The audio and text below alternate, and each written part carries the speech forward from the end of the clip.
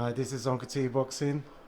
Wow, yesterday when Lomachenko came, Yeah, it was mad, wasn't it? you know what? I felt the adrenaline and everything. I didn't know how much energy it sucked out of me. As soon as I got home, I just went straight to bed. Yeah, yeah. It seems like they treated him like the home fighter I know, yesterday. I know. I hope they don't do that on Saturday. Um, he deserves a lot of respect. Yeah. One, the guy is a really nice man. So, but two, he's a great, and he's done all the things in boxing that fans want you to do: move fast, take risks, move up divisions, unify divisions. So, he's going to get that respect. I'm not interested in watching Lomachenko dance around the ring and juggle balls. I want to watch Luke Campbell knock him out. But we also know it's going to be very difficult. And Lomachenko is a legend, and it's going to be tough to beat on Saturday night. I've been studying Luke Campbell a lot. He seems like a very stubborn guy and very, very confident. He could have waited a little bit to just win this world, to finally win the world title. But why do you think he won that fight? He Well, I didn't think mind. the fight was mandated, so it's difficult to walk away from. But he's always wanted to be the best. And you can't be the best unless you beat the best. But with Luke, it was a good analysis of him. He's really stubborn. And in this build-up, all he's heard is, you can't do this. You can't beat him. And that's really got in his mind, I think, because he's now really got his back up against the wall where he wants to prove everybody wrong. He's got to be exceptional in this fight. He's got to produce a performance from the gods to beat Vasily Lomachenko. And if we can get a little bit of help on the way, if the shoulder operation plays up a little bit, if the hand he broke against Crolla starts hurting, even better. But you have to understand, Campbell is one of the best lightweights in the world. He has a great pedigree. He was Britain's greatest ever amateur. He was an Olympic gold medalist. And when he boxed Jorge Linares in a fight that I thought he actually nicked, he was nowhere near where he is now. His father passed away 10 days before. He should never even box in that fight. But where he is with Shane, he's at another level to where he was that night. So don't count him out, whilst we realise it's a very tough fight. I definitely don't count him out because I know he's quite sneaky with the body shots. Yes. And Bolos. yeah, bolo shots, and anyone could get hurt in that fight. That's why I find it more intriguing. But outside of this, I really don't envy your life because I feel that whatever you've earned from boxing, personally, you've earned it. Because can you just break down for me from last week where you've been? I mean, were you just with? Well, we was in New York on Tuesday night. Yeah. Then we did the Golovkin press conference on Wednesday morning. In New York, right? Yeah. Then we left Wednesday night and flew to Phoenix to get a connecting flight to Hermosillo in Mexico. But I had to stay in Phoenix. We was late. Went to Hermosillo on Thursday morning. Went there, did the weigh-in. Sorry, on Friday morning, did the weigh-in. Then we had the fight on Saturday. Then flew home, and then can't really remember where I've been this week. Newcastle the day after. That was on Tuesday. That was fun. 12-hour return journey. And then Wednesday was the workouts. Thursday was today. Tomorrow's the weigh-in. Saturday's the fight. And then we got Monday, and then Tuesday we go to Saudi Arabia. Then to New York, then to London, and then I go back to New York for the Devin Haney fight. And then, so it's non-stop. But if you stop, you either die or something goes wrong. Do you know what I mean? So people say to me, how do you do it? How do you do that travelling? I say, because I don't get a chance to realise how crazy it is. I spoke to my travel agent yesterday. He says, we deal with a lot of people. No one travels or has a schedule like you. But I don't feel that at the moment. The minute I feel it or I start getting ill or keel over or my back goes or I don't know, then that's when you got to look at it. But that'll probably come when I stop. That's why maybe Bob Arum's still going. Do you know what I mean? Yeah. He's 87. So I don't know how long I'll do this for because it is crazy. I mean, the DAZN deal, everything's sort of made things 10 times busier. Now we did 8 shows in Italy. Now we're just doing a deal. We start in November for 6 shows in Spain. Then there's going to be another one coming up in the Middle East now, which we're announcing soon. So I don't know. Like you have to delegate, but I could think of worse jobs. You know what I mean? Like my job. No, you've got a fun job. Yeah. You're here interviewing pound for pound great fighters and fighters you're around good people, you're around the top level of the sport. So if you're a boxing fan and you're doing what you're doing or what these other guys are doing, I can't think of many better jobs. Every job has its downfall, doesn't it? I mean, some people see people with success and might drive a nice car, but they don't realise that the sacrifices you have to make from your family or your health or the stress involved of actually achieving that. Nothing comes easy. If it was easy, everyone would be doing it. Your dad suffered once a heart attack before, Yeah, what are you didn't trying he? to say? No. I'm just trying to say, just watch out. To have one. Just yeah, watch I mean, out. Look, my dad had a heart attack at 47. So you're 40 now, is it? His dad died of a heart attack, my granddad, Okay. at 44. I never met him. And his dad died of a heart attack at 45. So things ain't looking too great right now. I did have a scan, big, like one of those body scans. Yeah. That was about 2 years ago, and I was okay. But I've had a rough 2 years. So I'm going to go and have a little stress test soon. I hope I don't pass away before I have that stress test. If I do, this video will be epic. Wouldn't it? You imagine that? Wow, Eddie Hearn's had a heart attack. Well, this is a video he done talking about he's going to get checked out. Well, bad news, he didn't get checked out in time. You do have to worry about your health, do you know what I mean? But I don't know any other way than just go a million miles an hour. Do you find time to do any sort of exercise, stretching, yoga? Obviously, how you can see, yes, I'm a machine. I run a lot. Okay. Because I run for two reasons. Three reasons. One, to try and keep my weight down, which is always up and down. I mean, I love my food. Yeah.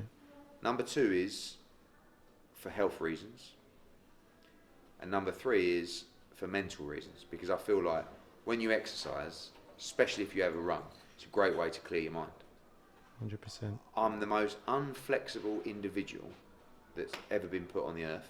I've tried yoga with my missus. It was embarrassing. You know when they're laying there, right? She goes, "Oh, it's such a great way to clear your mind. Like you think about nothing." So I'm laying there. And she's going, "Put your palms up to the sky and just breathe now from your stomach, and just listen to the birds and let your mind be completely empty." Have you emptied your mind? What are you thinking now? Well, I was thinking about a 6-rounder I was trying to make in Newcastle. Do you know what I mean? That's literally what I was thinking about, because I can't stop thinking about boxing. It's impossible. So yoga's not for me, but try and do 3 runs a week. I think if I do 3 runs a week, I will continue to just be fat.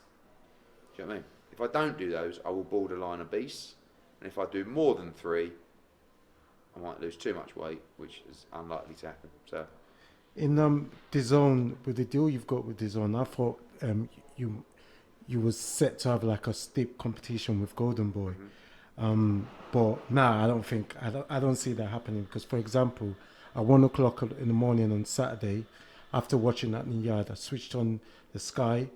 I think it was a 4-rounder, it's a six rounder, and I see you there in the front. And I was like, when does this sleep? When do you stop? I mean, how do you get that strength and just the energy just to watch 4-rounders and 6-rounders? Passion. Because if I didn't care, if I didn't love the sport, I wouldn't bother. I'm not there. I'm honestly not there to look good or for the business. I don't go, I must be there because that looks good. I go there because I want to watch the prospects developing. Because if you're sticking money into these prospects, if you're trying to be part of their career, you've got to watch. You've got to know what's happening. You've got to know where they've got to improve. You've got to see how you've got to match them, how you've got to progress with them.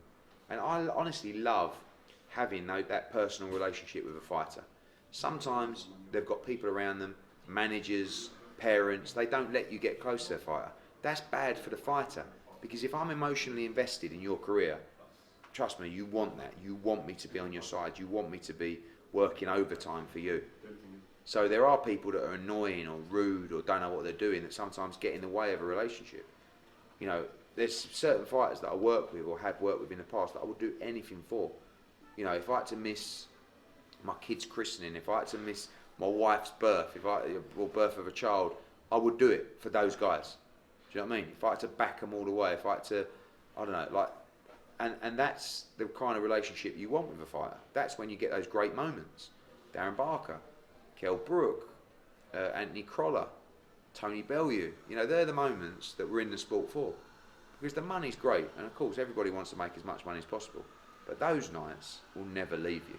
And when you're laying on your deathbed, You ain't thinking about how much money you got in the bank. You're thinking about that night when Darren Barker beat Daniel Gill in Atlantic City, or Tony Bellew knocked out Makabu at Goodison Park. By the way, that win against Makabu remains so underrated. Like, you see him now, he just knocked out Kurdashev. He won again at the weekend. He's like one of the best cruiserweights in the world. Tony Bellew knocked him out, and everyone said, "Oh, he's rubbish anyway, that Makabu."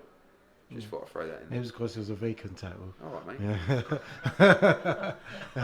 So let's. But no one wanted to fight him at the time. Yeah. 19 wins, 18 knockouts. So let's stay with. Don't kill my buzz. With Liverpool, we've done Everton, now Anfield. Correct me if I'm wrong. I can't imagine DAZN would want GGG or Canelo to come to Anfield to fight Callum Smith, for example. I think those fights are more likely to take place in America. I think yeah. Triple G could fight in Anfield. I don't think DAZN would have a problem with that. Of course, Okay. DAZN want all the big fights to take place in America. Yeah. I think the Triple G fight right now is much more likely for Callum than the Canelo fight. I don't think the Canelo team like the Smith fight. He's a beast, 6'5", super middleweight who can punch. His reputation right now is like real strong in boxing circles. No one really wants to fight him. So Anfield is more likely for a Billy Joe Saunders fight. I think that's, and I've seen some stuff going around. Billy Joe Saunders is signed for the Callum Smith fight. Callum Smith hasn't signed. Callum Smith hasn't been asked to sign. In my contract with Billy Joe, that fight, he's taken that fight for the amount of money that's in the contract. So if Callum Smith wanted that fight and we agreed a deal, that fight's on. So it's not that a deal's been put to Callum that we're waiting on, he hasn't signed yet, but that's a fight that, I have to be honest, I would rather deliver Canelo, Triple G for those two guys, but if they can't get them, let them fight. And it's a really good fight and a big British fight. Can you do well? I believe so, yeah. Okay. I think obviously the Canelo and Triple G fights sell out Anfield. The Billy Joe Saunders fight will do very well. Still needs a little bit of building. I'd still like them both to have a big marquee win again. But, it's a fight that if we can't get other big fights, that's a fight that we should make immediately because we have both guys. Looking through the history of since when I've started focusing on how you do your business and things like that, there's two fighters I've noticed: Lee Selby and James DeGill. They left you at the pivotal time when the British crowd was starting to get to know them, and I felt it affected their career because of it. Maybe not the money, because maybe Al Heyman pays good money, but they missed becoming possible pay-per-view fighters. Do you think that might be the case with Callum Smith if he does decide to leave? I think Callum could go to PBC, could go to Top Rank, go anywhere he wants. He's world super middleweight champion. I think he knows he's in a good place, but he wants to know those big fights are deliverable, particularly in 2020. The two names that you give will be too stubborn to tell you that leaving Matchroom was the worst decision they could have ever made. Because Lee Selby won the world title against Gradovic at the O2 in a really good performance. He could have gone on to headline in Cardiff and outdoors in stadium fights. He ended up boxing once a year. He went completely stale and then lost to Josh Warrington. James DeGale was promised a load of money that never really materialised and ended up going stale in America, where he came back after beating Andre Durrell and was like a superhero. Remember the reception he got at the O2 where he couldn't believe, it's me they're cheering. He should have been on pay-per-view. He would have made a lot more money than he made in America. Still made good money. But they'll never tell you that, because as far as James is concerned, he made the right decision. Don't have any beef with those guys. I just feel that they made poor decisions. And the decisions mainly come from the management and the people around them. I won't be doing my subscribers any justice if I don't ask about AJ and Saudi Arabia. So when can you just break down for me what the tour is going to be like? Where you start with, where you start. So it'll be next Wednesday. It'll be Saudi Arabia, in Riyadh, at the King's Palace, and obviously the media and the fighters will be taken to where the fight's going to take place. We leave there on Wednesday night and we fly to New York,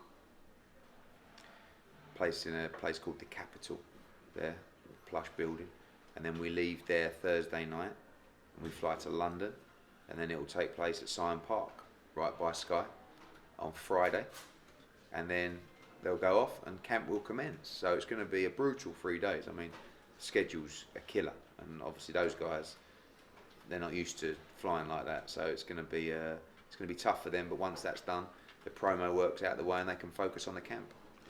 I need one of these goosebumps moments. So please, tell me how big this fight is going to be. This fight is the biggest fight, well, certainly of our generation in the heavyweight division.